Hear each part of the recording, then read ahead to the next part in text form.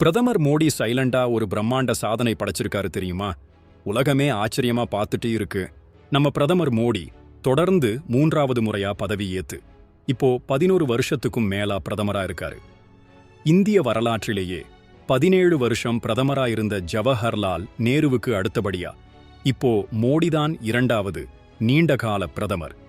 இந்த மாபெரும் சாதனையை ரொம்ப சைலண்டா படைச்சிருக்காரு. இந்த விஷயத்தை கேள்விப்பட்டதும் அமீரக அதிபர் Sheikh Mohamed bin Zayed Al Nahyan மோடிக்கு ஃபோன் போட்டு ஸ்பெஷலா வாழ்த்து சொல்லியிருக்காரு.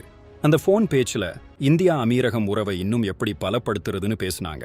குறிப்பா பொருளாதாரம், வர்த்தகம், தொழில்நுட்பம், எரிசக்தி துறைகளில் 2 நாடுகளும் சேர்ந்து இன்னும் எப்படி பிரமாதமா வேலை செய்யலாம்னு ஆழமா டிஸ்கஸ் பண்ணியிருக்காங்க.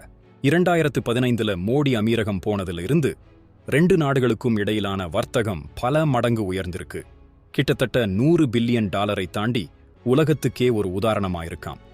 அமீரகத்தில் இருக்கிற 35 லட்சம் இந்தியர்கள் நம்ம பொருளாதாரத்துக்கு பெரிய பலமாயிருக்கிறாங்க.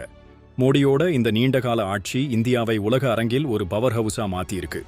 ஜிடிபி 2 மடங்கா உயர்ந்து உலகின் 5வது பெரிய பொருளாதாரமா இந்தியா வளர்ந்திருக்கு. அமீரக அதிபரோட இந்த வாழ்த்து மோடியோட தலைமைக்கு கிடைச்ச மிகப்பெரிய அங்கீகாரம். வரும் காலத்துல இந்தியா எந்த உயரத்துக்கு போக போகுதுன்னு பார்க்கலாம்.